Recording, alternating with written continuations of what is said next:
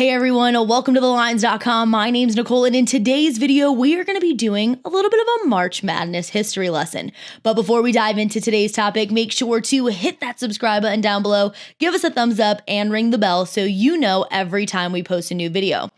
When it comes to the March Madness tournament, the biggest upset that can happen is the number 16 seed taking down the number 1 seed.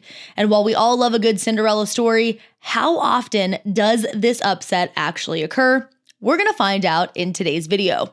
Selection Sunday is just around the corner, happening on March 13th, and college basketball fans are eagerly awaiting this day so that they can fill out their March Madness brackets. And you'll see here on thelines.com, we have a bracket here for you that will be filled out once Selection Sunday happens, and you will be able to click through these teams to get more information on all of them. But before we talk about the history of the number 1 seed versus the number 16 seed, let's talk a little bit about how these selections are made.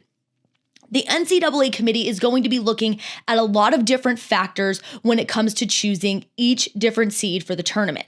They're going to be looking at the outcome of the games, the strength of schedule, quality of wins, net offense, as well as defensive efficiency. That is why a lot of times the number 1 seeds are going to be coming from the Power 6 conferences, having a very difficult strength of schedule and very high quality wins on their road to the tournament. The early predictions for the 4 number 1 seeds this year are Gonzaga, Auburn, Arizona, as well as Kansas. Now, if we take a look at the other end of the spectrum and take a look at schools that are getting that number 16 seed, a lot of times these are a lot smaller programs that don't have the talent or the money getting funneled into them like a lot of these bigger schools. So many times the programs that are getting the number 16 seed are smaller schools winning lower tier conferences. And that is why there is such a big imbalance between these games when it comes to the March Madness tournament. Let's take a look at 2021, for example. Our 4 number 1 seeds were Gonzaga, Michigan, Baylor, and Illinois. Now, all 4 of these teams went 4-0 straight up, but they went 2-2 against the spread.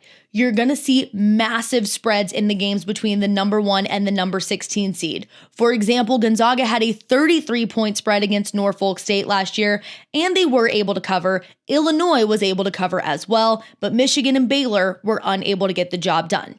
However, I did promise you a history lesson, so let's take it a little bit further back. The year 2000, wow, what a great year. I was shopping at Limited 2, the 3rd grade. It was a really big year for me.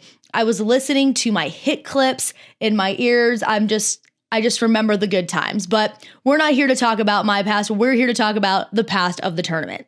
Since 2000, the number 1 seeds are 83-1 straight up against the number 16 seed. The only time we have had an upset since 2000 is in 2018 when UMBC beat Virginia. And they beat them by a pretty decent amount, upsetting them 74-54. Other than that, a number 16 seed has never beaten a number 1 seed since 2000. They have had a little bit more success when we take a look at the spread, however. 8 times since 2000, a 16 seed has kept the game within 10 points against a number 1 seed.